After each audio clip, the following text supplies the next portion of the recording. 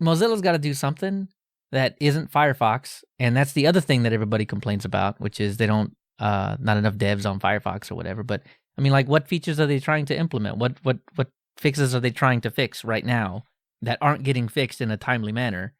And what features would you have them put in there besides being more like Chrome? And that's exactly what I don't want. So yeah, and they've already made some moves in that direction. Yeah, exactly. The whole Manifest v3 stuff, but I have a lot of respect that they're going to do their own thing and just implement what they think is fair. Yeah, it sounds like they're doing it at least with a sane approach. I mean, what is their market share? Like a whole 5%? Even though it's number 2. Well, does everything show up as Chromium, Brave, Vivaldi, Edge?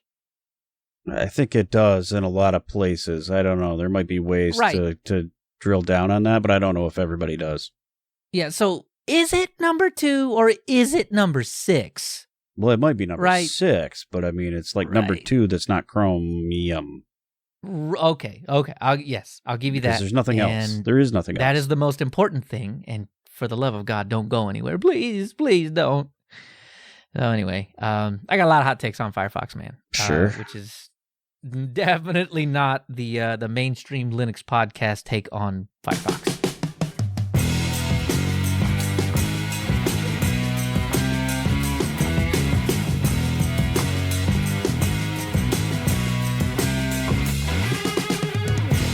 Coming up in this episode, Leo shows his Moxie, Ubuntu falls flat, watch the browsers, a look back at our season, and Leo moves his files.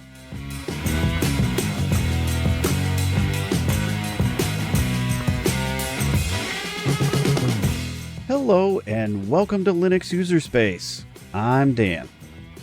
And I'm Leo. So Leo, I see you got your Moxie going, buddy. It is going. I don't know how well. So we're talking Proxmox, and it's been a little while, but you've stuck with us through a little transitionary period. Last time we were talking about, I was looking into Proxmox. Mm-hmm. I want to get away from VMware, the proprietary solution, and move to a more Linux-based solution, a more open solution, not a free solution if you want everything, but a Linux solution nonetheless. And that solution being Proxmox. Right now I'm using VMware ESXi. I've got another machine that I want to transition to, and this is a perfect time to just uproot everything and make changes if I want to make changes. So I have been, as promised, I have been using Proxmox quite a bit, mostly in testing. I'm not using it for anything that my VMware box is still alive. We'll put it that way. Yeah. But so far, Proxmox seems like a winner. And I haven't even gone outside of the realm of like what VMware can already do. I'm just doing that in Proxmox. And that seems to be on par, if not better. I think the Proxmox interface may be a little more cluttered, a little harder to kind of parse. It can be. I found a couple of tricks along the way to make it a little bit easier. Like some of it is like how you have your arrangement sorted. The default arrangement is server view, right? That's not the only choice? No, so there's a little drop down there, and so you have server view, folder view, and pool view. And so like folder view, I feel like is a little more akin to what you would have in VMware. And that might be what that might be one of the things to help you navigate stuff, because what that does is it breaks down, and for me, into my containers, and then your nodes, which are your host machines, and then virtual machines in your storage. Much like the way VMware is sorted out by default, right? When you're looking at that left navigation menu stuff. And so for me, having the containers in one spot and the virtual machines in another spot, I feel like that's just more natural for me. And because that's hard. It's like I don't need a storage at the same level as a VM that seems cluttered. It just seems cluttered. So when you're in server view, it breaks it down per node then, right? What's running on each node, which is also handy, right? It's nice to know if you have multiple nodes, what's running on them. I have one. I have one. It doesn't really break it down the same. So it just doesn't look the same, right? Folder view is a little better, more natural probably if you're coming from VMware, I think. Cool. Okay. All right. Something to look into. That might solve one of my problems. Yeah. It's not even a problem, right? It's just the process that you're going about things sometimes is a little different. I could definitely get used to it because there's only really one VM that I go in and click on and do anything with because I need to actually see the GUI. And the rest of them I SSH into. Yeah, exactly. And so I never actually see them in the Proxmox thing unless they're off for some reason. I need to turn them on or something. Yeah, or if you want to go see what resources it's hogging up or something. See, and maybe, but if I treat it the same way that I'm treating VMware now, I won't do that. Yeah. I won't.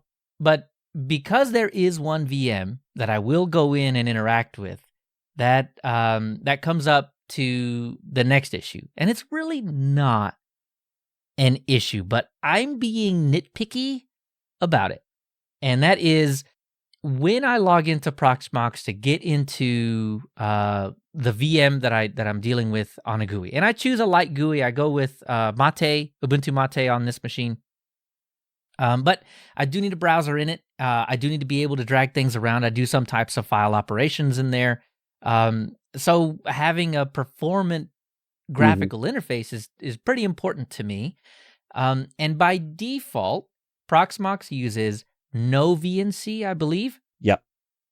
And all the VNCs, or just VNC in general, is not extremely performant. Yeah, that's true. If you're dragging a window across the screen, you will see what I mean. It crawls sometimes. You get screen tearing sometimes. It's not a smooth experience. Well, it wouldn't be a place I went and watched a YouTube video or something like that, right? That's just not going to happen. But I get your just regular drag and drop operations can be a little herky jerky sometimes. I get it. Yeah. Yeah. And not even VMware. I can't watch a video. I wouldn't, but I can't. Yeah. I've tried only just to see if I could. But not even VMware is that good. Yeah. But VNC is a few steps behind that. But there's a solution. If you can run Virt Viewer. Yep. So on Linux, well, that's just a Virt Viewer install away. On Windows, you can go to the Virt Viewer website, which is hosted on Red Hat stuff. Yep. Download Virt Viewer, install that, and then in that dropdown, when you're getting a console, you can type or you can choose Spice. It'll open up in Virt Viewer in Windows, and it'll work just fine, or in Linux as well. Well, and I hesitate to really kind of throw this out there, but I use all three platforms all the time. And I tend to use this particular VM from all three platforms all the time. I think getting into Proxmox to use a Linux VM GUI absolves me of using Microsoft and macOS to do this with. I mean, I really do live, eat, and breathe Linux, but I have Windows and Mac in my life as well. So you never know where you're going to need it, right? Exactly. And, it's SSH most of the time, but when I need a GUI in Linux, this is where I go. And in macOS, there is no Virt Viewer, or at least no official Virt Viewer. There are a couple of taps. If you know what Brew is, yeah, Brew is package manager for Linux with a bunch of, it's like the AUR for macOS. There are a couple of people that put together Virt Viewer, but it feels like the AUR, and I'm not a huge fan of the AUR. And it's one update away from being broken, probably. Yeah. I mean, right? That's the macOS way. Yeah. So there's no official way to do it.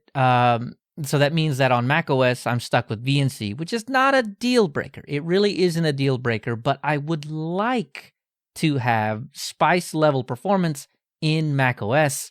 And, the answer is probably just to suck it up and use the AUR. Well, use Brew, which is the macOS AUR, right? Which is probably what I'll do, but... Well, I'll tell you what, Leo, I can't deliver the same level of performance, but I can hopefully make it a little better for you and maybe somewhat less painful. Okay. One thing I learned was if you use the VertGL display instead of the default, which I think is just standard VirtIO GPU, the VertGL, I'm sure it may very well depend on the machine you're running it from, because I think, obviously it's passing some of that stuff through. And even though you're not using the display on the machine, it's still using like the video RAM and stuff. So depending on how much of that you have available could depend on how performant things can be sometimes. But the GL drivers I've found make for smoother video. Even though it's slightly delayed, it's not like perfect. It doesn't freeze up and stuff. It's still it's just a little slower feeling, but not bad. It feels pretty good. And I've done that for my laptop over wireless and stuff, because that could be a place where even the best, where Spice, if you're using Spice, sometimes that can be a little slow. Wireless is not the greatest. I see. Yes. For transferring the video, to the other machine. And no VNC is not bad. It's okay. And since it just runs in a browser window, it's very convenient to not have to install anything, especially when you're on a machine that you're normally not on. You can just, pop open another window and there it is. There's the console and, a video console. So I've run those in full screen mode. It seems pretty good. I don't know. It's not perfect, but it seems pretty good. I know it's a virtual machine, so, I know it's a limitation. You're dealing with that too. Yeah. Because I don't always give everything as much, RAM and CPU as I would if it was running bare metal for sure. Yeah. So. I think this full GUI desktop that I run quite a bit of, I run Docker in it too. Mm-hmm. It probably has 3 gigs of memory out of a 16 gig machine. Yep. So it could probably use more RAM. Yeah, that's the other thing. Yeah. So I mean, I'm giving them. I think this one's only got 2 gig of RAM and 2 cores. So I mean, it's not. It's running LXQt though. So there's that. True. See, maybe that's something else that I should try is maybe even a lighter desktop. To move forward with, which is perfectly fine with me. Honestly, the biggest reason I chose Mate on that desktop was because it looked a lot like Linux Mint in the way that it was. Yeah, that's fair. And that's not a hard requirement either. So LXQt might be my next go-to. So probably not VertGL. VertGL. So if you go into the display under the hardware on the virtual machine, you go into the display, you click that, you click edit, and then you'll see a whole list of, honestly, a bunch of different graphic card options, if you will. Okay. And so I don't know what the default is. I'd have to look that up, but I think it is just VirtIO. But you'll see, standard VGA, VMware compatible, Spice, a whole bunch of different options there. Serial terminal, all the things you'd expect, right? And VertGL is another one. There was a package I did have to install on both of my Proxmox nodes in order to get that to work. Okay. And so I did that as well. It tells you, when it tries to start, it tells you, oh, hey, you don't have this. You need it. And so if it drags me through and makes me do it, it then was that's down fine. in the log, right? It says, your VM didn't start kind of thing down there. If you look at the tasks, and then if you look at the log, it tells you. And I went and installed that, and then boom, I had GL driver, OpenGL Beautiful. type thing. And that did help a little bit with performance. The other thing that I did was I made sure to install the guest tools. And so Oh. that kind of helps with memory management, I'll say. So like it tends to reclaim the memory a little better, I think, and or at least as far as what it's reporting back into the GUI of Proxmox. I don't think that sometimes the virtual machine is not actually using all of the RAM that it's reporting until you install those guest tools and you get the accurate reporting back. Oh, So, okay. And that helps you, start and stop, obviously, and do other tasks like backups and whatnot too. I think it helps do those things as well. So, well, cool. I installed. That's something I'll need to look into. Yeah, so I installed the guest tools. I don't know. Those are the tips I got so far. Okay. Well, those are definitely stuff. Those are definitely things I'm going to have to do before I make an actual decision, because staying on VMware is still an option. Sure. But I think my preference would be to get all these little issues figured out and move to Proxmox, because it lives on Debian, and I love me some Debian. Yeah, and it works really well in my experience. I've done a couple of updates so far, not branched, not major revisions, but just regular updates. Right, like 7.3 to 7.4, not 7 to, 8's not out yet, but 6 to 7, right? Right, nothing like that yet. And those have all gone smooth, so that's good. Cool. All right. Well, I'm excited. I'm excited to dive in more to Proxmox. I'm excited to have a simplified view. I'm excited to get a little bit more performance out of the VNC. And I mean, that's going to be fine. But speaking of Proxmox, you've been doing some Proxmox puppeteering in the background, more than just turning on VMs, huh?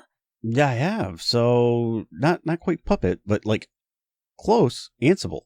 I've been kind of going through some Ansible stuff. Oh, you red hatter, you. I guess so. I don't know. It's simple in the sense that it doesn't take a lot to get going, and will just work on just about everything. But it's YAML, so get your tabbing right, get your spacing right. That is a thing. Yep. So definitely you want a lint tool probably, or maybe do it in. Is that the stuff for your belly button? Yeah. The linting tool? Yeah, exactly. You don't want any lint there, right? Well, I know what that. Okay, got it. No, that's a tool that looks at your format, make sure it's going to be able to be parsed and readable by sanity the checker. Sanity check, yeah, and got it. Points out the issues you have, potential issues. I've got a lot. I do have a lot. I should probably run a linter on my life. Yeah, that would clean things up for sure. So there's some tools in Ansible to kind of do some of those sanity check things as well. So you just need to make sure you do that. So I've been using Ansible to orchestrate, if you will, all of my containers and VMs and stuff, and making sure updates get applied. And I can do all that from a central location, which is kind of cool. So what kind of automation are you doing on these VMs, right? Because Ansible is meant to be is to make a VM or really anything reproducible. So if it blows up, it's kind of like NixOS in that way. It where, is. you hook it back up, and then it's like, oh, these are the things I need to have. Well, down the list, here we go. Install this, remove this, configure this.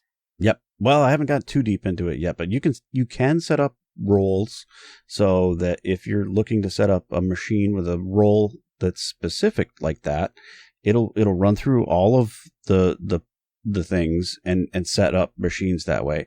I've kind of I haven't gotten into the roles yet. I've only been doing playbooks, which they are a little more simplified in that I can, so far, get my machine state such that then I can continue to do other Ansible things. So initially you would go in there and do all that as either root, or you would supply a sudo password, that sort of thing. And you can get your machine state set. And then after that, you can do all the Ansible things. But so Ansible knows about apt, it knows about APK if you're doing Alpine, it knows about, RPMs and stuff, because it has modules for those. Those are all written already for you. And so it really only needs a configuration of how you want, the state of how you want things. And then it can manipulate those different package managers. There's other modules too. So if you want to do firewalls and all of that stuff, you just tell it what state you want and what thing you're using, if that's apt or UFW or whatever, and it will go do the right syntax for you without having to write all of that out into like a script.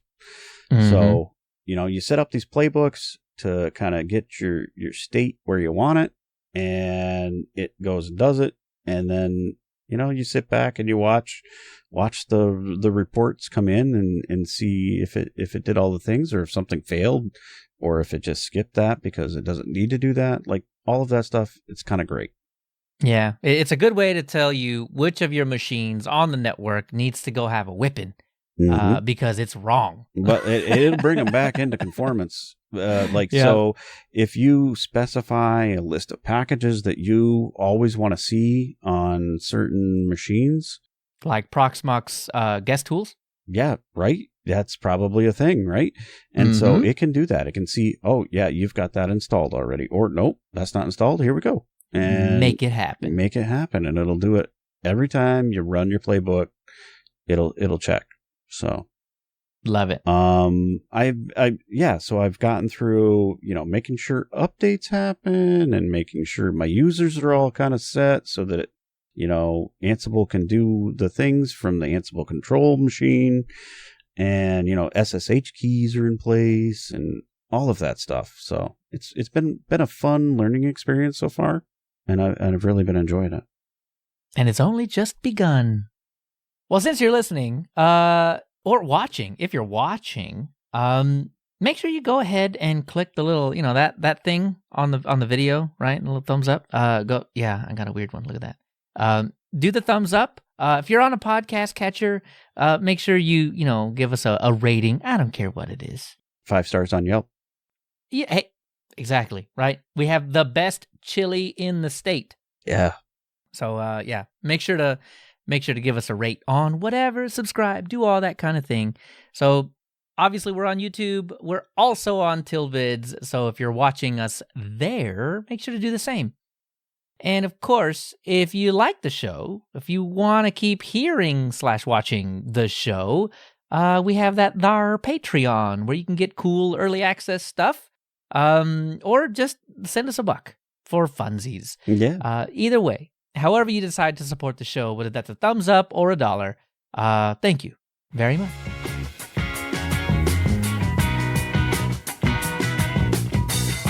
Dan, you're a maintainer, right?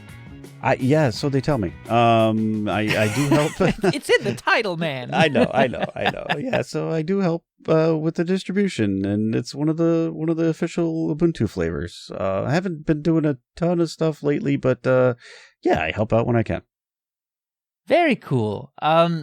So something happened about a month ago that I think got a whole lot of play back then. But what I didn't hear a whole lot about was this change. So to quickly recap, Ubuntu has requested and, requested that all flavors not ship Flatpak installed by default. This has nothing to do with whether you can install Flatpak or not after the fact, but just that it's not installed by default. So what we didn't get a whole lot of was a maintainer's point of view from all of that. So what do you think? Was this a step in the right direction? Was it absolutely it's time to mutiny? What is the deal? So we did have a discussion about it together as flavors, so the flavor leads, we have regular meetings where we get together with some of the, main Ubuntu and Canonical folks, the flavors and their flavor leads. And we talked about it. And some flavors were a little upset because they were already shipping Flatpak. They didn't want to lose that. That's a thing that they've already been providing. some for a cycle or two anyway. And so they've been giving, their users that experience where it was already installed. So so if I were to install one of the flavors that did have Flatpak installed by default, would I then also have to go ahead and install FlatHub if that's where I decided to get all my software from? You would. Yep. You still got to install. So it still wasn't. Yeah, no, it wasn't complete necessarily. It does save you a step. So when you install Flatpak, you generally have to reboot in order for your Flatpaks to show up, like in the menu and stuff. That always annoyed me. It does. It is a little bit of annoyance. But I mean, if you install a new kernel, you got to reboot too. So. Oh, totally understand. I'm annoyed when I have to reboot because of a kernel too. So. Yeah, that's fair. That is a fair thing. It just can't, restart all the things, in the back end, right? For sure. So, a reboot's kind of the best solution for that. So you still had to do, you didn't have to do that bit. You could install the repo and then start installing software, and then it would just show up and life's great. But not all the flavors included Flatpak. We're already, going in inconsistent paths, if you will. And so before I get into whether this was good or bad, it was a thing that we needed to come together in agreement on, as even though we're not necessarily all the same, we are all the same in a way, right? We're all Ubuntu, and then, we give different experiences potentially based on mostly desktop environments, right? But sometimes software selection can go along with that too. But ultimately, we do need to kind of be somewhat consistent. I feel like there's platform expectations is what it's been sold to me as, right? There's a platform expectation that, you will have these things and they will kind of work the same. It has Ubuntu in the name, regardless of whether you've it's like something Ubuntu or Ubuntu something, right? Exactly. It's all got the name. So there's, I think, an expectation of consistency too from the user perspective. There should be, right? I feel like. And so all of those things, I think, add up to, a quality control or quality assurance sort of thing. And that's why, we need to be consistent. And going right along with that, there's been a long-standing, maybe lightly documented, probably in the wiki somewhere, rule that, no third-party repositories or PPAs were to be installed by default. And I feel like this choice falls in line with that. Because when you enable a PPA or something along those lines, you've strayed from the path a little bit, and that shouldn't be there. It's something that Ubuntu or Canonical may not have control over, like they do either Snap or something that's in the archive, because ultimately core devs and, Canonical employees can step in if something gets out of line and make they can take control. And if something was like a security risk or whatnot, they could make a change there on everyone's behalf. Whereas if something in FlatHub goes wrong, got no control on that, right? Right. And so I think it's only fair in a way to be able to control your ecosystem to the best of your ability. That's how quality can happen. So I guess you heard it. I don't disagree with this choice because it does allow for that high quality control potential opportunity anyway. And some might argue that snaps kind of fall into the third-party repo too, but at least the way they're installed in Ubuntu, it's canonical controlled. It is, right. And while you can have snaps that you could probably seed snaps that aren't canonical or Ubuntu snaps. I don't know that anybody is, and ultimately, that means they have control over them too, the snaps themselves. Well, it's a good thing we're not going into whether or not the back end of Snap is open source or not. That's a conversation for a different day. It is for a different day, but if you're controlling what goes into that back end that you can't see, the little black box, if you're controlling what goes into that, then you have a good chance of controlling what comes out of it too. So exactly. So while you don't disagree, and I've heard a lot of agreeance with the way that Canonical and Ubuntu is going on this particular issue. What I haven't heard is my take. Yeah, this is true. I hesitant to say this. This is number 2 for the day. I'm hesitant to say that I don't think that Ubuntu and Canonical went far enough. Okay, so here's the deal, right? My understanding of this is that it's about control, right? I mean, you make the distro, you enable the creation of sub distros, the flavors. So you need to be able to control what goes in and out and the general experience of what's going on, right? So if Flatpak is not part of that experience, I don't think they're going far enough in just saying, hey, maybe we shouldn't have this in the flavors.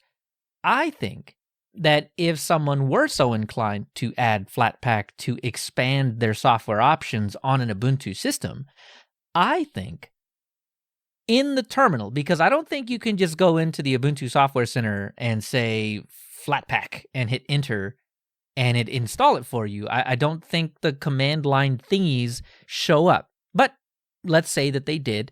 I think that if you are installing Flatpak, you should be getting a warning that says, hey, Flatpak is not supported on an Ubuntu system. If you have any issues with Flatpak whatsoever, you need to go to the respective place to file a bug report, to air a grievance, to complain, whatever you're going to do. Because I think the real catalyst for this was that people were had in some flavors, had Flatpak installed, enabled FlatHub, or installed Flatpak and then enabled FlatHub, installed a Flatpak, Discord, Element, Telegram, what have you, doesn't matter, whatever the Flatpak was. And then when that Flatpak didn't work, they went to the Ubuntu forums and complained. Sure. And the warning I'm advocating for inclusion in the command line is the same thing that anybody on the forum would immediately tell you about your issue. So instead of wasting someone's 5 seconds of copy-paste time because they've said it about 8 million times and now it's 8 million and one, just put it right in the operating system and say, don't come to us for support for this. We're not going to support you, and we're just going to point you to somewhere else. Just have it be up front. Yeah. Be up front with your Flatpak support. Well, you're not totally wrong with that, because that's very much akin. How dare you? To what Elementary does, though, right? When you add FlatHub, that particular repo, it gives you a warning similar to what you're saying and says, hey, we see you're trying to add this thing. It's not our normal place to go grab your apps. So if you encounter issues there, let them know, not us. Exactly. And they went a little far, actually. In a recent update, they had come back and said, maybe the language was a little harsh. They did retract it a little bit, yeah. Mm-hmm. Yeah, and I can't remember the exact verbiage, but it was basically like, this is scary software. Right. And now it's more like, well, this is software that we don't support. So the language was softened a little bit, but I think that's where Ubuntu needs to go with this. Yeah. I think they need to be upfront with and set up user expectations rather than force them, if they care enough, right, to complain, force them after they've signed up for an Ubuntu account and logged onto the forum and then posted their problem to then tell them to go somewhere. Right. Just set that up at the beginning. Just straight up tell them and set up the expectation. Elementary is a good example to go by. Got to set up the expectation. If that's really what you're aiming for, you might as well just cross the finish line with it. Ultimately, we did come to an agreement with the thing. But that's my view as a maintainer, right? As a user, I don't know that I'm still, again, not all that upset because I still have the flexibility. I can, even if you put that warning up for me, I can still blaze past that and continue to install all the Flatpaks I want from FlatHub, and that's just fine. Because honestly, installing Flatpak support, installing the backend for the whatever package management, manager I have, whether that's Discover or, the GNOME software or whatever, it's still relatively easy to get that stuff installed. And like I said, not every flavor had it. So if you're running one of those flavors, you don't even know the difference. No. And if you're running main Ubuntu, which is what the vast majority of people are doing, pretty much nothing changed. Nothing changed there either. Nope. That's all the same. Yeah. So, I mean, like I said, I run a bunch of Flatpaks as a user. I do. I did a little thing here in the terminal, and I counted I them all. see this. Yeah, you did. I like it. So I did a little word count, and 39 Flatpaks I've got installed on this system right here that I'm using right now, which is Ubuntu. And for the record, you're using it's Ubuntu. Excuse me? 2204, right? I am going to tell on you. You can go ahead. That is, oh my God. I love my Plasma. It's pretty great. It's so nice. Anyway. If you don't have the blur in the terminal, I'm going to be really upset. I do have Good. blur. Yeah. Anyway. Good. So I did a snap list, counted those. I've got 8, right? And so that sounds like a lot. 8 sounds like a lot, but you know what those are? Those are kind of like your base snaps. So you got, and I will say I do have Pro enabled on this too, because you're into the proprietary land of Canonical. How dare you? I know. So I have Live Patch installed. So that's one. Okay. So that's one of the snaps. That makes it fine because I just complained about how terrible it is at rebooting after a kernel install. I don't have to do that. Your uptime must be glorious. It's pretty great. So there's a Bear snap, the Live Patch snap, Core snap, a Core 20 snap, the GNOME 338 snap, which is just theming, and then a common theme snap, and then Snapdate. I don't actually have any snaps. I have the Live Patch snap and then a whole bunch of base ones. Wait a minute. You don't even have any snaps? I don't even have I other than the Live Patch one, I don't really have anything that I'm using. What kind of overpaid Canonical employee are you, man? I know, right? And so, yeah, 39 Flatpaks and 8 snaps that I'm not really whatever. So there you go. I'm not a snap lover, but I can understand why they want it to be included. It is part of the ecosystem. They've devoted time and energy. It's the platform and lots of money. A lot of money. They've got developers working on this stuff. It's the thing that they're promoting. Why wouldn't they want everyone to be on board with that? Use the thing. It's kind of it. I mean, a lot of people complained when they abandon the other things that they've abandoned, and yet they want them to abandon this one too. So there's killedbygoogle.com. Is there a killedbycanonical.com? Because if there's not, but there could be. There's a big opportunity here. There's not a lot of things, but there's a few, right? Mir kind of exists. I guess Mir's not actually dead, right? No, and neither is Unity fully. It's not a canonical thing anymore, but but Unity's kind of making a comeback. You're right, yeah, but it's not canonical, right? And Unity is an official flavor as well as Cinnamon. Yeah, and interesting. Ubuntu Touch. not really totally gone because you got UbiPorts. Mm-hmm. Mm-hmm. But all of those things, like they kind of they put their effort elsewhere, right? Yeah. Killed but not dead. Is that the episode title? I don't know. Maybe. Maybe because all those Google things that they killed, they're actually dead. They're not. They're dead. You go to Google Plus. Try it. I dare you. The beautiful thing about open source is you can't kill it. We'll catch these and other great topics as they unfold on the subreddits where all the magic happens. Discord, Mastodon, Telegram, Matrix, a little bit of Twitch in the mix. Or if you'd rather see live streams on YouTube, you got to let me know.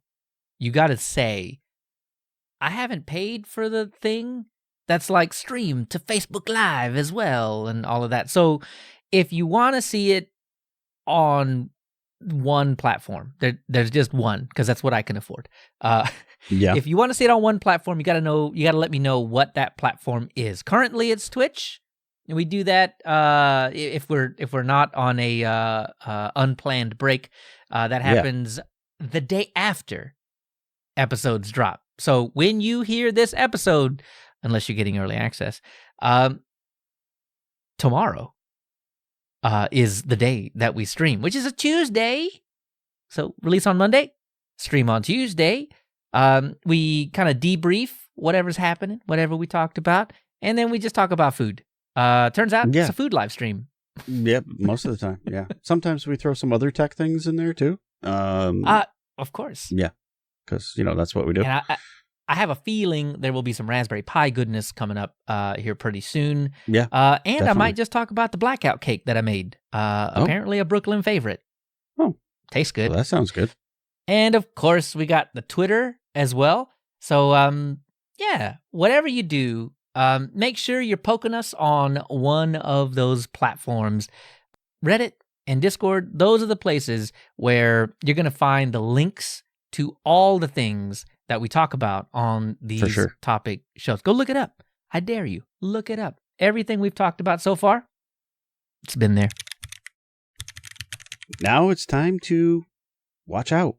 So we're going to watch out on the browsers here for a little bit. And I think all of them. I think we hit on just about every single one of them. It's kind of amazing. Android, the Firefox on the Android gets total cookie protection. And that's pretty awesome because total cookie protection is great. Yes. And if you've been complaining about how terrible Firefox is on Android, maybe it's time to check it out again. And you can add extensions too. And I will say uBlock Origin is one of them that you can add because I did that and it changed my life. It fixes the web, does it not? It does. Oh, man. Like if you've ever seen a pop-up on mobile, like it opens up a whole nother tab and it really makes your life not cool. Pop-up and like those full screen things that just slide everywhere. You try to move and it's... So if you can block those things, that's great. But Android has total cookie protection now, which means that when you go from site to site, no site can continue to track you after you have left their site. Yep. Which is fantastic. Man, I absolutely love total cookie protection. It is the best implementation of tracking protection that you could possibly get from any browser. Yeah, certainly built in. Yes, and then you can go one step further in the Firefox settings and turn the tracking protection onto strict, and it does even more. So, if you're on Android, you're enjoying total cookie protection now, which is fantastic. Yeah. So the other cool Firefox thing that got announced is Firefox Relay got a Firefox extension that can autofill your email masks. Oh, okay. So, this is coming from Firefox Relay. And if you don't know what Firefox Relay is, crawl out from under your rock. Here's the deal. For free, I think you get a handful. I think you get like 5 or 10 or something like that. Yeah. But this is the service that whenever you sign up for something that you know the company is about to start spamming you, and then they're going to sell your email address to about 12 other companies, and then those companies will, and on and on and on, right? You sign up with a Mozmail account. So it's just a automatically generated email address at mozmail.com.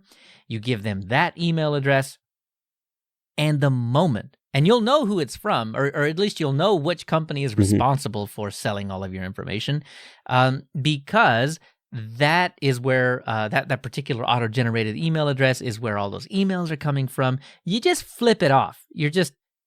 Or you could just delete it. When you're done with that service, you can either turn it off temporarily and all those emails just bounce. Well, that email doesn't exist. We don't know what you're talking about. Right. Or you just delete the thing, and that affects your 5 total accounts and gives you that one back. And you can generate a new one. Keep playing the game. It's fantastic. Indeed.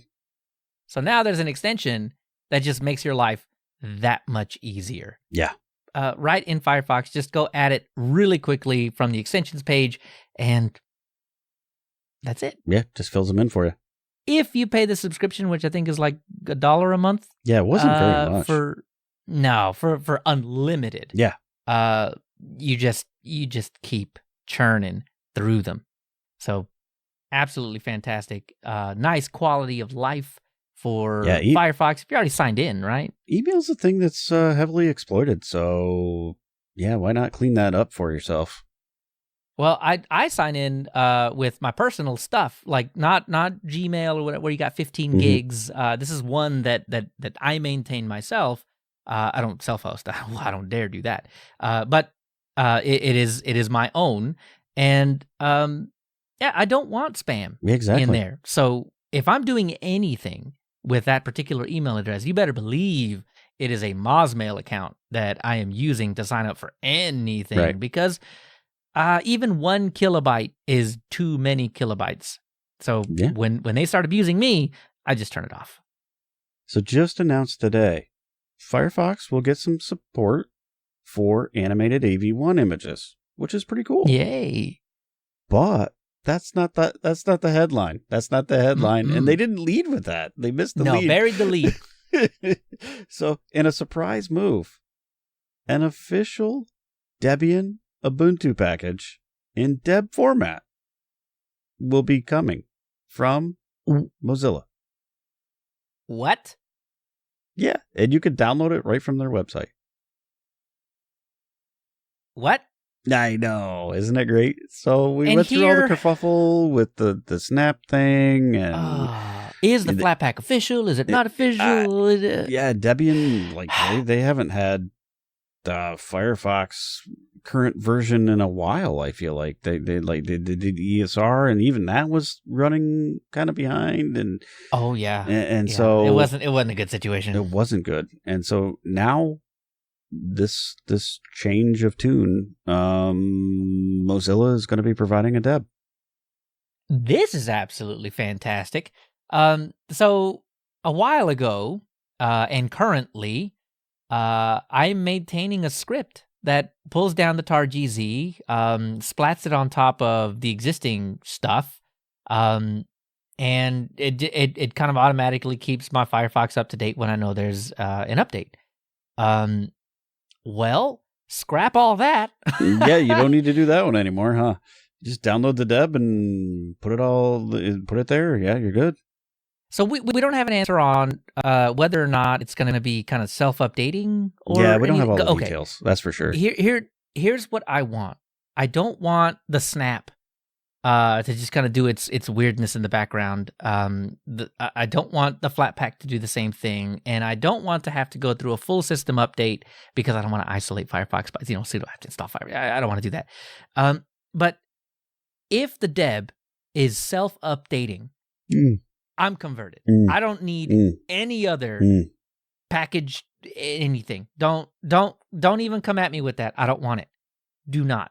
Let me install the deb. Let it be self-updating, and I will just be a happy Firefox camper. I even go as far as like the way Vivaldi or even Brave, have you do it. Like they add the repo and all of that stuff so that it just adds it right into your sources, so you don't even have to mess with it again. I'd even be okay with that. Yeah. But again, my cross-platform performance parity required. It's not the same. You're right. It's not the same. And so in Mac OS, you can just help about, and then it's like, oh, you got to update. Click it. Yep. Cool. Yep. Windows, same deal. Right. Linux, well, hold on. How do you have it installed? Yeah. Is it a Snap? Is it a Flatpak? Is it a Deb? Is it the TarGZ? No, I need it to be the same as the other platforms. I'll even go as far as say this, like even if you did that in like you open it up in Windows or whatever, and so you want to update it that way, that's fine. You don't even have to open it up though. If you didn't want to, you can still use like something like Winget and update it that way. So I'd be okay if there was a mechanism to be able to do it without opening it up, like in apt, or I'd be okay if you could go into the thing and do it right from the GUI too. Either one kind of, I'd like to be able to do both. Like, why can't we have both? Give me all the options. Cake and eat it, right? I guess we're getting greedy there. I guess we should be just happy that there's going to be a Deb.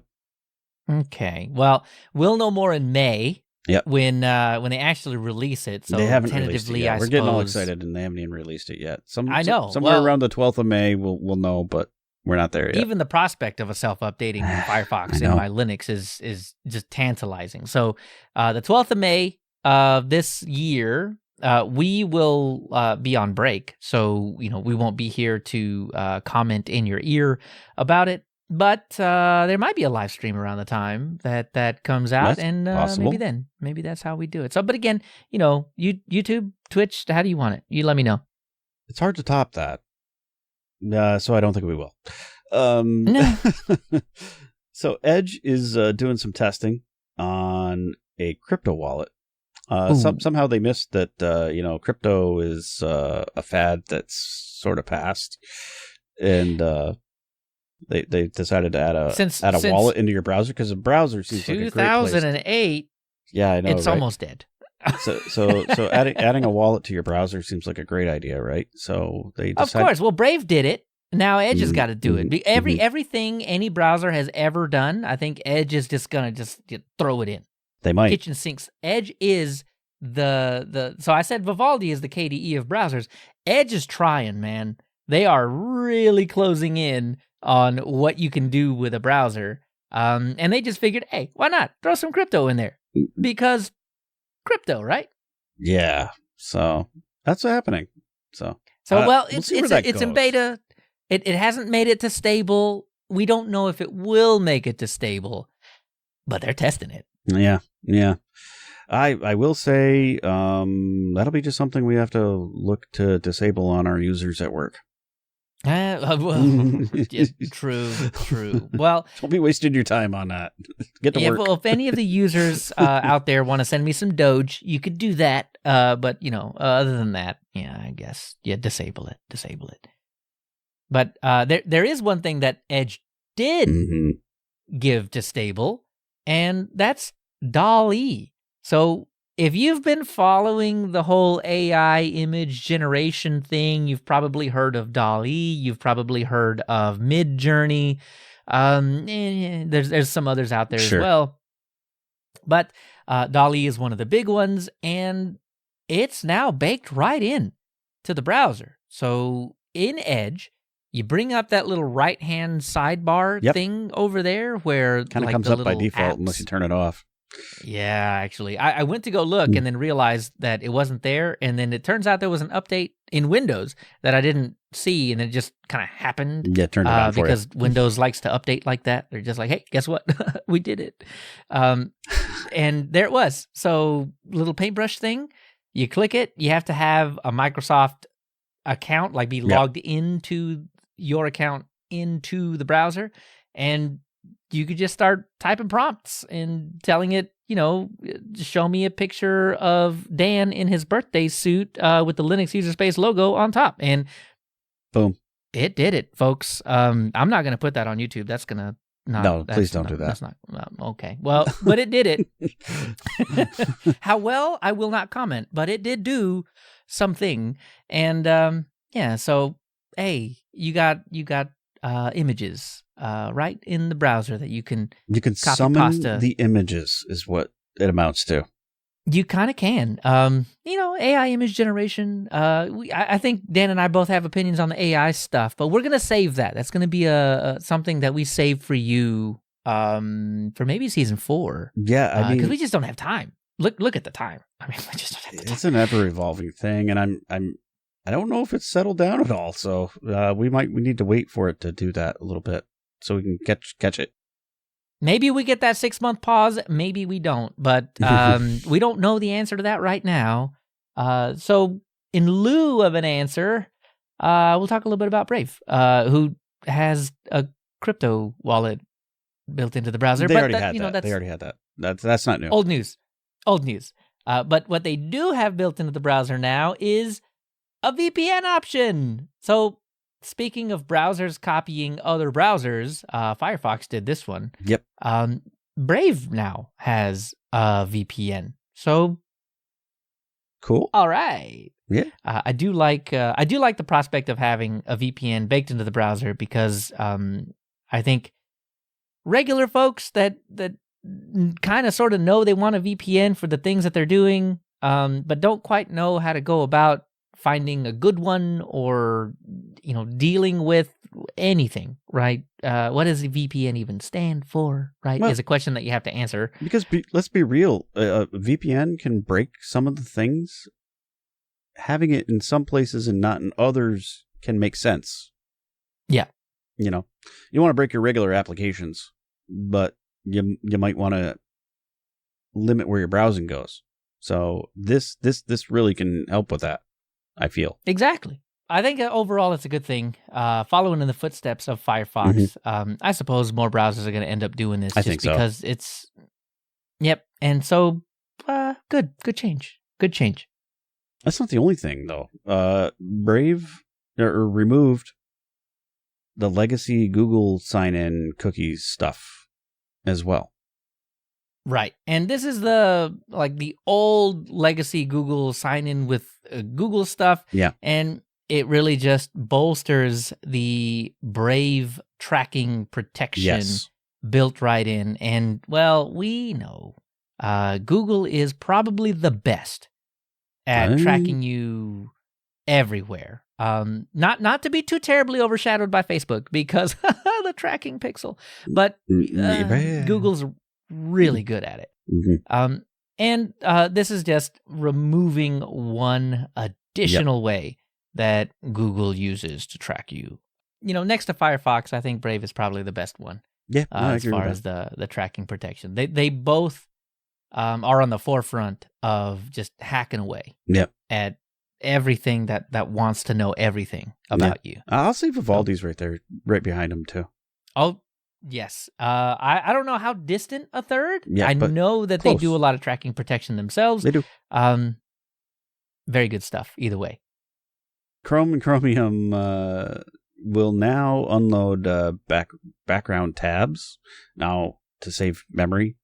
This is something other, browsers have been doing for a bit now. So other browsers? Yeah. So way to catch up, I guess. This is, that was one of the things that's been had for a while, but now they're catching up to this idea of not consuming all of your RAM potentially.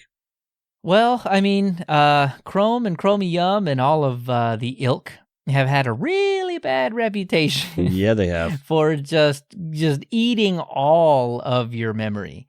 So it's nice to see that they are at least attempting to buck that trend and maybe get rid of that particular stereotype.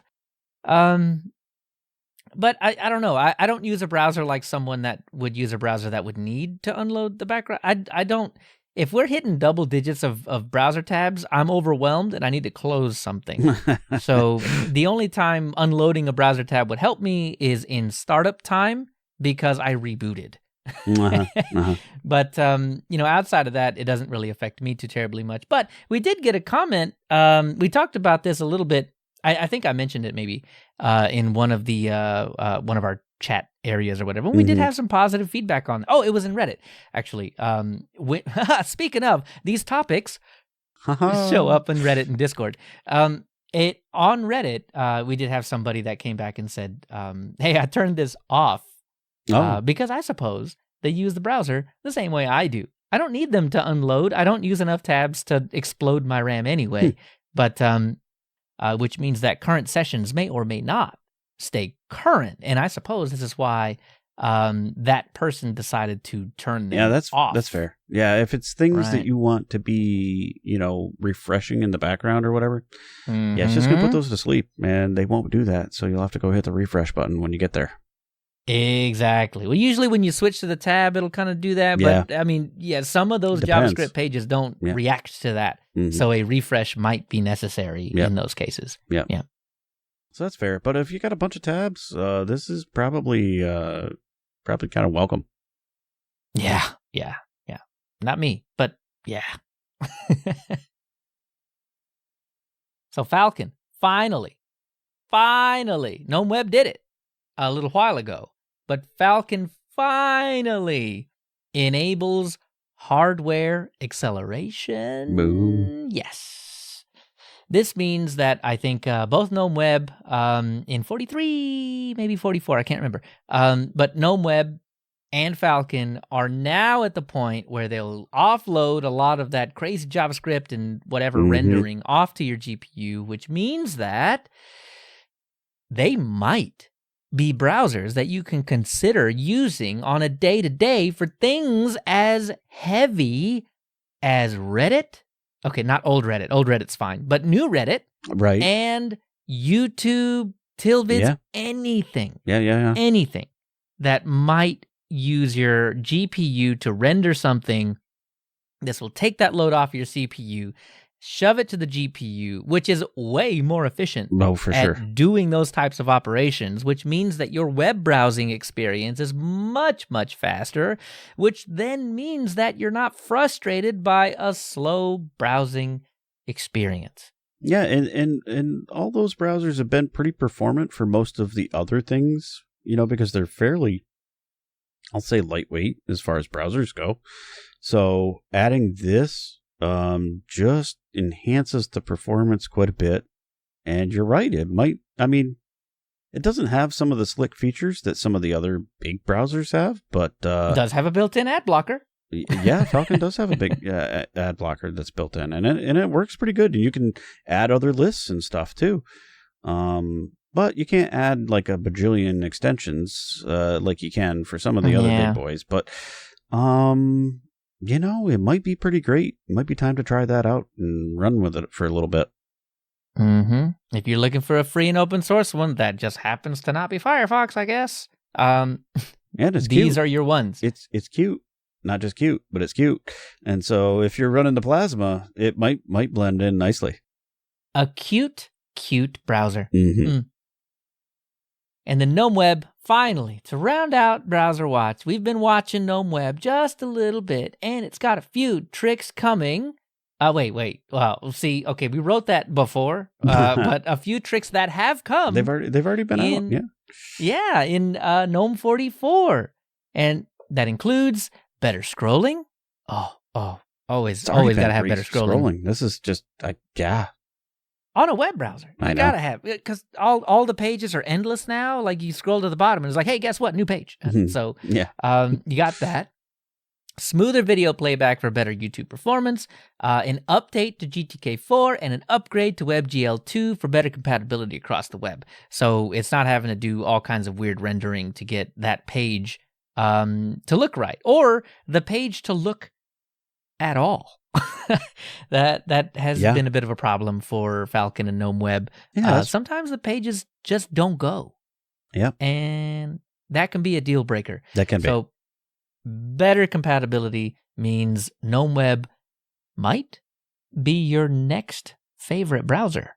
Hey, you can get all the links at linuxuserspace.show. And if you want to send us some feedback, which is coming up right after this, you can email contact@linuxuserspace.show, and we might read your email on the show. So I'm going to guess the name is Senor Araton. I don't know. There were no like accents or tildes or anything. So it's a total guess. So it could be Senor Araton. No telling. But you, person on YouTube, you were talking to us about. I made some offhanded comment about just compiling the Gen 2 kernel from the very, very beginning. Yeah. Because why not opt for pain when you're going for Gen 2, right? So he writes, I don't know. I installed the distribution binary kernel when I installed Gen 2. It was more important for me to have a running system that I could refine than having a broken system that I have to refine. You can always rebuild your kernel.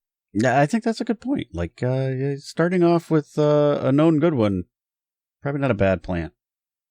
Well, as I started it off, if I'm going Gen 2, I'm going full on pain. Okay. There's no in between. There's no other point.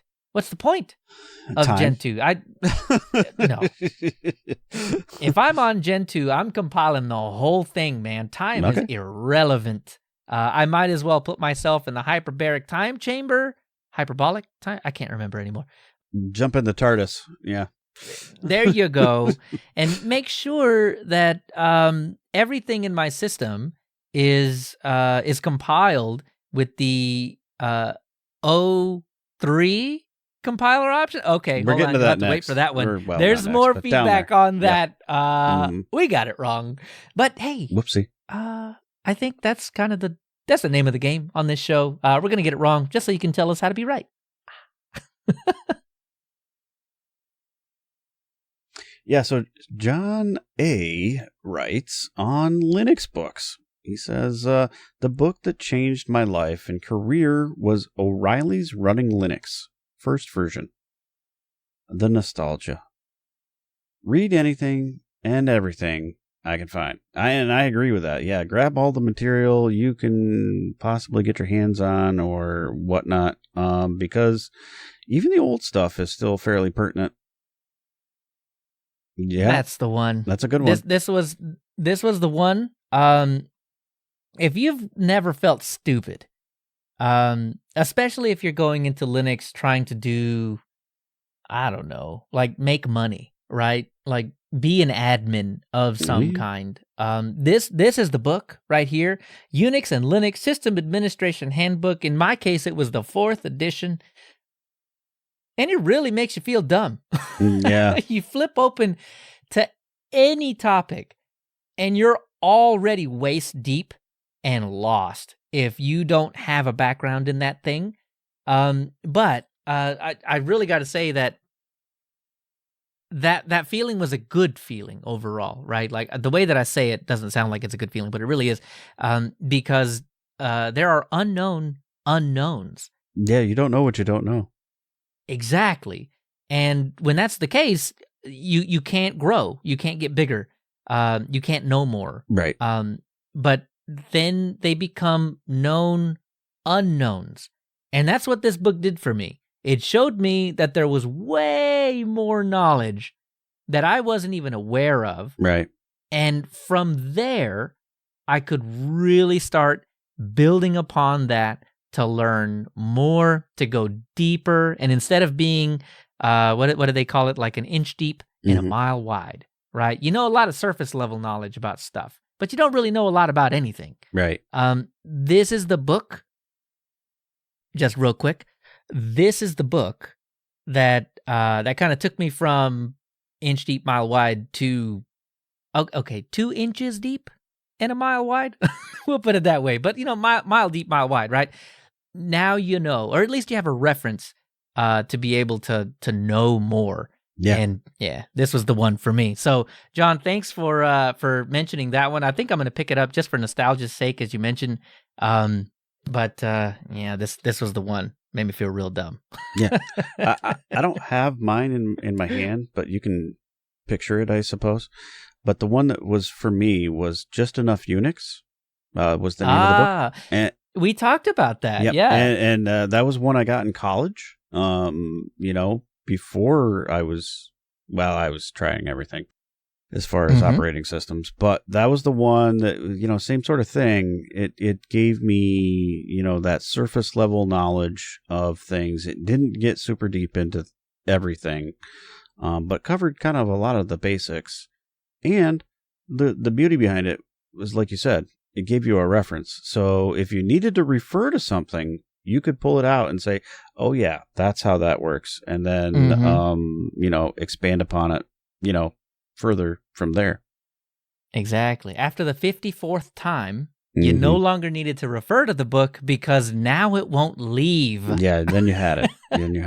Yeah, exactly. So yep. I think everybody's got one of those, and those are good things. Oh, yeah. So Bradley, we were talking about the Ubuntu Ship It program during the Ubuntu History episode. So Bradley mentioned that when I was able to bulk order the disks, I tried to convert as many people as possible. I had a kiosk at my desk while I was on instructor duty teaching a course about hardware encryption. I had the fancy 2-fold disks on my desk at a U.S. Navy installation.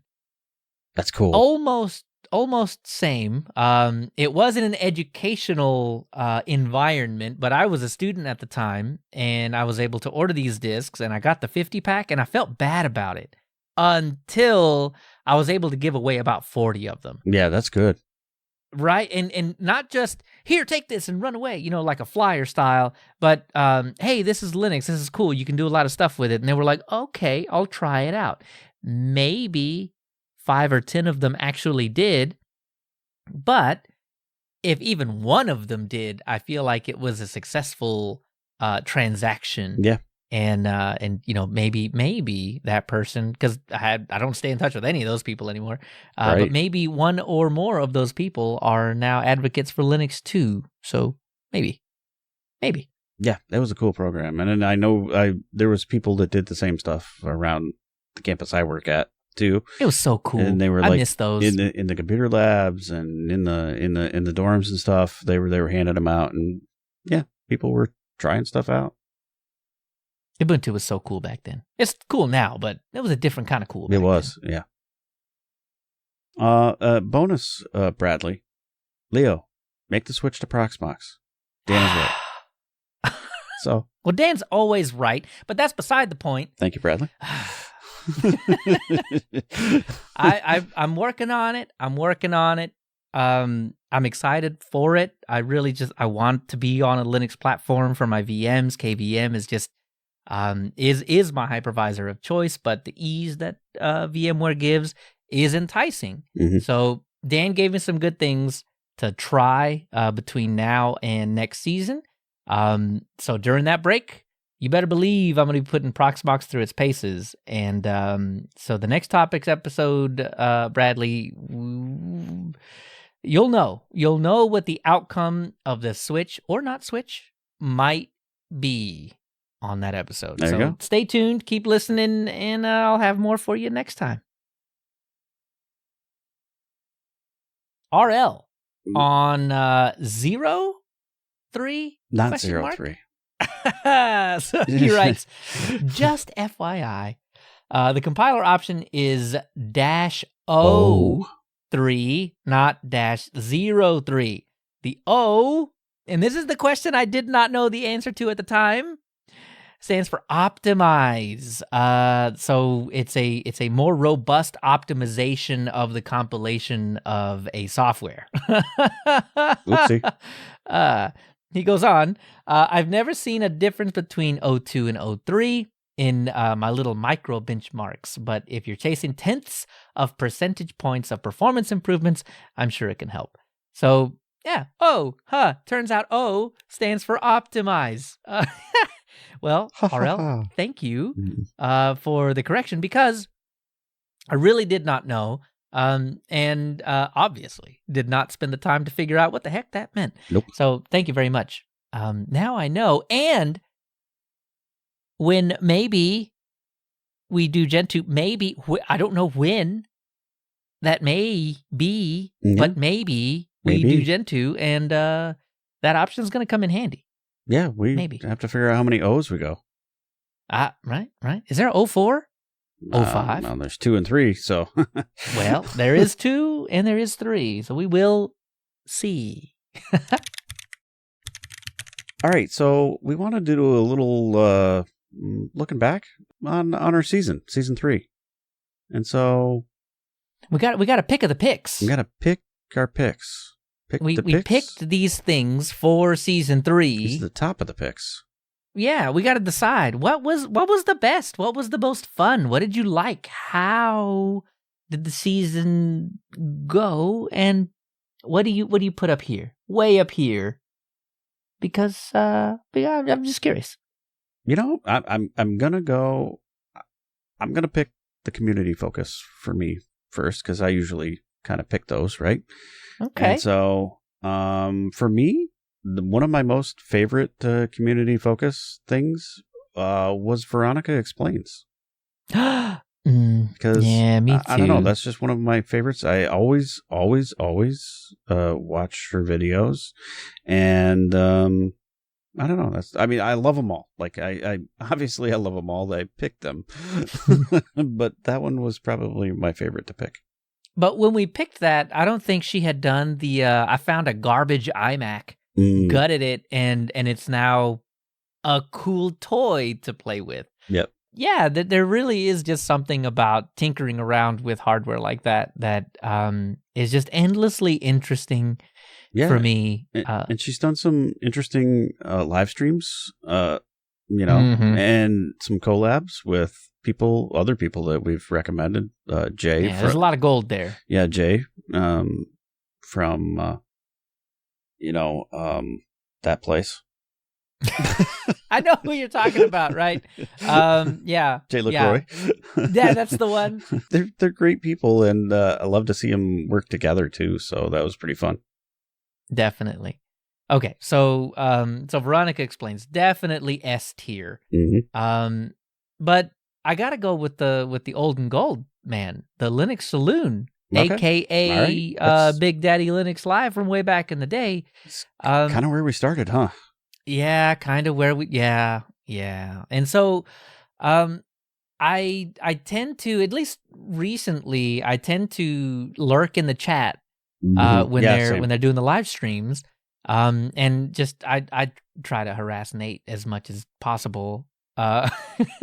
It's because I think there's a lot of really interesting topics that come up in the saloon, and that I'm actually pretty personally passionate about that don't really make it to the show or anything, but something that I got a whole lot to say on, and and I do I type up a storm in the chat, and sometimes Nate Senpai notices me and and highlights my whatever I said in chat. Hopefully it's not too stupid.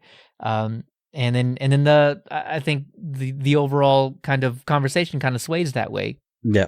And that's kind of really rewarding, but also I just like to hear his and the panel's kind of opinion on a lot of stuff, because my favorite thing about that show is that the opinions are so varied. Like, I could go in there and say the opinion about Ubuntu didn't go far enough on the Flatpak decision, and they should go further. Right. And there might be one or two people that agree with me, but there's also going to be the absolute staunch, absolutely not, that was too far, I can't believe they have done this opinion there as well.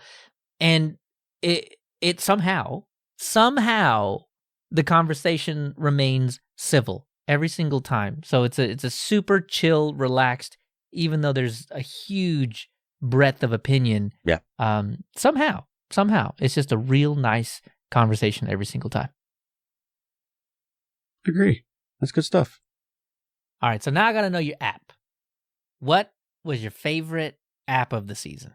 Well, I mean, it's probably come no surprise. Gonna go CrowdSec, because I know. Okay, wait, no, that wasn't a surprise at all. No, I didn't think so. That's a beautiful Tinker toy, is it not? It is. It's super nice to watch the graphs and stuff and see the different things that it's blocking and what it's hitting on.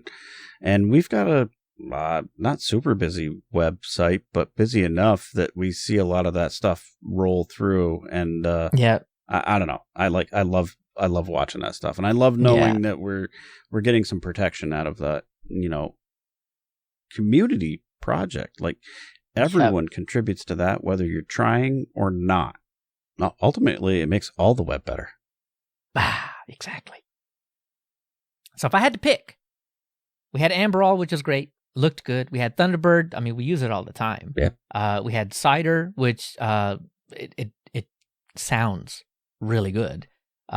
We had GIMP, which absolutely is the reason why we have thumbnails in the first place. We have Warp to shoot files back and forth. We had Pass to keep ourselves secure.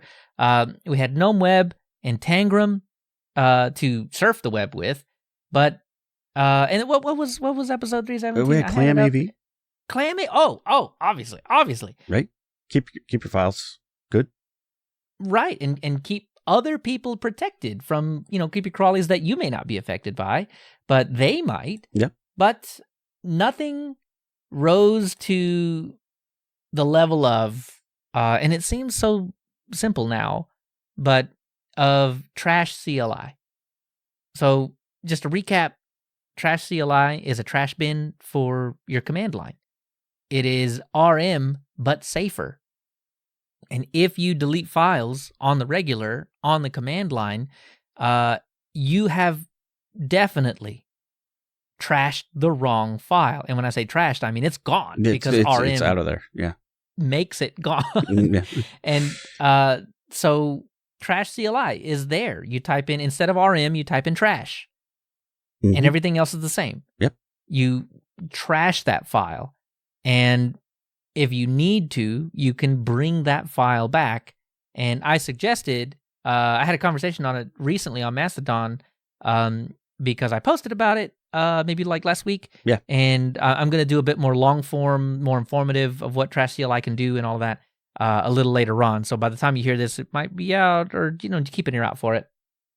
But that you should throw stuff in the trash, and if you feel real confident about the work that you've done that day or whatever, maybe put a logout script in your session that just empties the trash. Sure. Right? Because, maybe you are super confident. That ain't me, because I am very bad. Yeah. Or it's got built-in features to be able to set up to delete it on a 7-day or 5-day or whatever you want to set that to. Right? You can do that. That's the better way to do it. I mean, so eventually it just kind of cleans itself anyway, but you got a little bit of time to be able to get your stuff back. Exactly. And that's how you should do it, really, honestly. But I mean, if you're confident. Yeah, I'm not that confident. Yeah, me either. So, but anyway, Trash CLI. Yeah, it's a good tool. So last thing. What, Dan, was your favorite distro of the season? Really, really have enjoyed just about everything that we did. I'm actually still, I'm going to say I'm still running Ubuntu 2204 on my laptop. I put a bunch of other things on there too, but still have that. And I still have Gecko around in a place too. But I'm going to say CentOS, the CentOS episode, and CentOS has a place in my heart because I was, I've been there early in my career. I think we all were. Yeah. No, so I feel like that one is the one because I enjoyed a lot of the time that we spent with Carl going over the history of things, and having that interaction with him was fantastic. I can't tell you how great that was, really. So the CentOS is the one. Yeah. For me, it's a real close one. But that it would be Slackware Lit. Wait, no, that was last season. Okay, right. Nice so try. let me rethink it. Hang on. had a shirt made and everything. I had to. Okay, so it really does have to be endless. It has to be the most recent OS episode that we did, just simply because we had Cassidy on the show. Yeah. We were able to get way more in depth with endless than we normally would have, and I think there were things about endless that we didn't even know. Yeah, that's true. On a day-to-day, right? True. Because we're not the target audience. We're not. But they got a great mission. They've got a fantastic mission, and they're delivering it to some people that don't really have another opportunity for other operating systems. Yep. And behind the scenes, this is the favorite fact. Yeah. About Endless and the team. Yep. More than the name. Behind Endless is that the improvements, a lot of the improvements and the progression of the GNOME desktop environment are headed up, or at least facilitated by Endless. There's so many of the people at Endless on the board and working on GNOME that most people don't see. Yeah. So the improvements, the things that have come back to GNOME that were taken out for one reason or another, are almost always, let's just say sometimes, because of the folks over at Endless. Yeah, so that's true. If you're using GNOME, there is a 96.3 repeating % chance that you are enjoying a feature created or modified or just somehow made better by someone over at Endless. And additionally to that, like, you see a lot of work being done on Flatpak and those things too, because obviously very heavily used in Endless OS. We can't really do an OS tree without some way to get software, right? Yep. And so by proxy, they're contributing a lot in that direction as well. So that just means everyone is benefiting from those contributions. Endless is one of those sleeper groups, companies, that's really true. Whatever, that just make your life better behind the scenes. And a lot of times we just forget to at least say thanks. Yeah. So, yeah, I mean, the entirety of the GNOME team, but I think because we're talking about a distro, thanks to Endless for a lot of the work, all the work that they've done to make everybody's lives better. It's really great. It's really great. It is great. And they do a lot of that. Anyway, I had a really great time every episode, the whole entire season, all the research, all the community focus, all the app focus. It's been a great season. And hey, we got one more episode this season. We got one more episode. That's right. We're going to talk about Raspberry Pi OS. But before we do any of that stuff, we got some more of this show. We got one more. Community focus. We do. So, hope you're focused on the community, because we are. And because we're doing Raspberry Pi, I thought it was only prudent to pick this one. So we're going to go with the Geerling guy. Of course you did. Of course you did. We're going to go with Geerling. So Jeff Geerling has YouTube and GitHub, but he is really into the Pi stuff, and amongst other things too. But he's done some really crazy things, kind of testing the limits of how far can you go with your Pi, and doing things with the compute modules and all of that stuff. And without testing those limits, people probably wouldn't know really what's available to you. Did you know that you can run a petabyte of storage, petabyte of storage off of a Raspberry Pi? I didn't until I watched the video it's awesome. by Jeff Geerling. Yep. What? Yep. Insanity. So he does all kinds of other crazy stuff too. He's turned them into routers. You wouldn't think that you'd want to use that for your home router. And, it's not the most performant, but can you do it? Well, sure. Yeah. And it will work. You sure can. Yeah. So if you've ever had a question about would a Raspberry Pi be good for, there's a good chance he's already done that Jeff's video. Done that. He's probably already done it. so definitely go check out Gearling Guy, because he's probably already done it. Yep. Okay, I'm going to try to be fast on this one, but there's a recurring theme in this episode about cross-platform compatibility and performance across the platforms, right? I've had this issue where I have all of the platforms. I have Windows, Mac, and Linux in my life, not used in that order, but that's just how they came out. And I have swapped over maybe a couple of years ago now to not using Samba at all, to share files across the network. But I have a lot of situations where I need to share files in between machines. And there's no common protocol besides Samba that Windows and Mac and Linux can use, but I don't want to use Samba, so I don't. Mm-hmm. And in lieu of that, I use SSH because it's just inherent to Linux. Why wouldn't I use that? And the file transfer protocol of that is SFTP, the SSH file transfer protocol, or secure file transfer protocol. And that uses SSH, right? And Windows can use SSH. Mac can use SSH. Linux obviously can use SSH. Sure. So there's got to be some protocol or some software that I can use to make that work. Well, sort of. So in Windows, I just used WinSCP. That has been my go-to because admins that I have learned from had used WinSCP. It's really popular.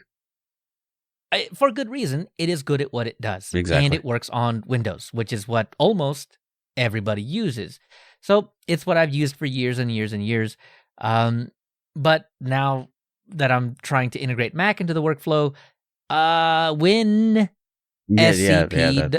it's not Mac SCP. Nope. So there's got to be something. And I tried, there was another option out there called CyberDuck. Yeah, that's a funny name, but yeah. I mean, yeah, right? People make fun of like K this and K. CyberDuck. What does CyberDuck do? Apparently it transfers files. Okay. Anyway, so I got CyberDuck, and I need to use SFTP because we are now using SyncThing on a Pi, a Pi episode, and I need as good a performance as a Pi 2 can possibly give me, which apparently is about 9 megabytes per second. Megabytes, right? 9 times still 8 pretty good is the megabits. So right, it is. It is pretty good. It's about 100 megabits per second, right? So overhead, blah, blah, blah. Just pretend it's 100 megabits per second. So if I use SFTP by itself, just the protocol, I can squeeze 9 megabytes per second out of it. CyberDuck, for some reason, only gave me 2.5 megabytes per second. Oof, that's terrible. Huh? I don't even understand it. And this is from a Pi, right? So from other machines that have way more CPU power and can do that encryption on the fly, way better results. We're looking more like 10 times that. We're looking at like 90 megabytes per second, right? So with the overhead. Not bad. Not bad at all. No. But this is a Pi 2. It doesn't have that kind of power. It does not. So 9 megabytes per second is my benchmark because that's what SFTP can do. CyberDuck 2.5, trash. I can't use this. No. Because I'm talking, I'm transferring a couple 100 megabyte files at the very least. Yeah, these are big. Yeah, Dan, your video files are like 5 gigs. My video files are like 8 gigs. That ain't going to cut it unless I'm trying to do that overnight. Right. So, no. So, CyberDuck out the window. We're out of here. WinSCP was getting me like 7.5 megabytes per second. And that was very good. Yeah. So the first thing I ran into was, okay, maybe I just need to stay on the command line. And the only SFTP software, app, thing, terminal, whatever thing that I could use, that I could find on all the platforms was Term SCP. And on Mac, got me 6 megabytes per second. On Windows, about the same. Guess what? You can use it in Linux too. So it's another double header, by the way. Yeah. So Term SCP is the first app I want to throw at you. If you've ever used Midnight Commander or any dual pane file draggy type thing, you know what I'm talking about, but it's only in the command line. So, you're arrowing around, kind of, typing to search and things like that, and using quick commands to get around. Term SCP is a fantastic solution for text UI. There we go. TUI. Text UI based solutions for chucking files across the network using SFTP. Cool. Absolutely fantastic. Easy to bookmark, easy to get into. You can save your passwords. It remembers. You can have it remember where you left off, or you can just have it log into the same directory every single time you log in. Nice. Term SCP, absolutely fantastic. In Windows, you can get it over Choco or Chocolate-E. In Mac, you can get it over Brew. And in Linux, it's in the AUR, or there are packages on the website that you can grab. Sure. But again, it fit the bill. Cross-platform, performant the same on every platform. That's good stuff. That was really what I was after. And yeah, that's good stuff. So it was fantastic. Now, for the GUI. Because sometimes I don't want to do that. Sometimes I just want to... Yeah, that's fair. I just want to drag and drop. Man, yeah. I got one file, blah, blah, done, and then log out, and then be done with it. Sometimes I just want it to be easy. The only solution that is both cross-platform and performant was Filezilla. Nice. Now, Filezilla, it's a oldie but goldie. Man, I've used it before, for sure. Yep, I used it around 2008-ish. When I was moving files between my Windows desktop at work to an OpenSUSE DNS server. That makes sense. Yeah, back when OpenSUSE was owned by Novell. Oh, yeah. So, anyhow, cool. But I had forgotten about it. I mean, what is it now? It's 2023. That's years later. So I found it in a search after looking up Term SCP, found Filezilla. I was like, wait a minute. Oh, yeah. And realized very quickly it's cross-platform and it's performant. Man, it sure beats the heck out of typing in SFTP, Leo at hostname, /filepath/filepath/ space, filepath/ filepath. Yeah, right. Yeah. So I'm not trying to do that. Click and go to lunch. Exactly. So Term SCP, for some reason, still wasn't as performant as regular SFTP. I was able to get 6 megabytes per second out of it. Filezilla, though, somehow, 8. The fastest of all the GUI options that I found, and almost to SFTP command line speeds. So that's pretty good. The verdict, Filezilla on the GUI. Nice. If you want to just drag and drop, Filezilla. If you're more of a command line hero, it's Term SCP for you, especially if, in both of those, especially if you're on different platforms, doing different things on different operating systems. Those three are going to work everywhere. Matter of fact, Term SCP, FreeBSD. Pretty sure Filezilla would probably work in FreeBSD too. If it's not, it's probably in ports anyway, so you get your hands on it either way. So that's cool. That's good advice. Like, I know, being able to see both panes, having that visual confirmation of where your things are and where you are is pretty important, because obviously you could just splat some commands into the terminal there and hope for the best, because you don't get any feedback because it just does whatever you tell it to do. Yeah, it gives you a speed. Yeah, it does, and hopefully you did that right. But I don't know, having that visual. I mean, we're visual people. We have. So having that and having that feedback is pretty good.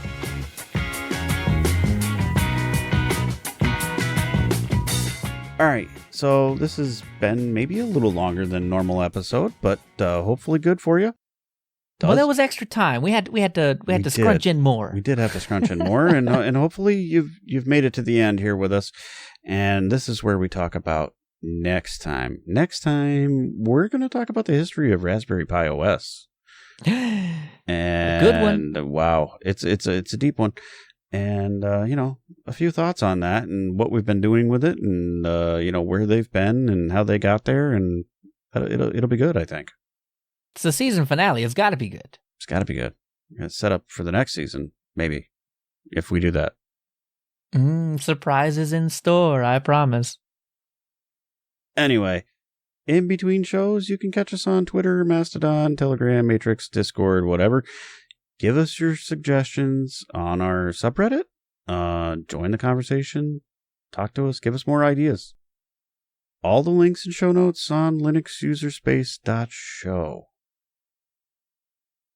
And, Leo, where can we find you? Well, you can always find me over on the old tweeters at Leo Chavez and at Leo Chavez at mastodon.social. And you can find me at KC2BAZ on Twitter and at KC2BAZ at mastodon.social. Join us in 2 weeks, hopefully, when we return to the Linux user space. Bye now.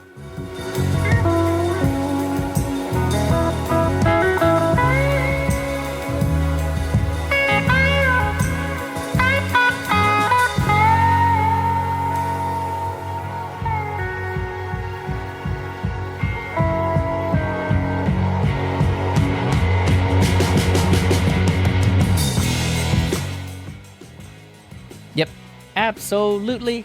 I had a good time. It's been too long, man. I'm so glad we're back in the seats. I am. Yep. Only to not be back in the seats after the next episode. Well, gotta get there first. That's right. And then we gotta figure out what kind of break it's gonna be, how long we want it to be, when we're gonna come back, and what we're gonna talk about. Okay, now take that back. I think we already know. We already know the distro that we're gonna talk about. Which one? Debian? Debian? Gentoo? Yeah, that's the one. Gotta do Gentoo. You want to do that one? I mean, I want to do that one. I do too. It's one of the oldie but goodies, man. I mean, as far as difficulty goes, I feel like they're on par. They came up. I think we gotta follow it up with Debian at some point.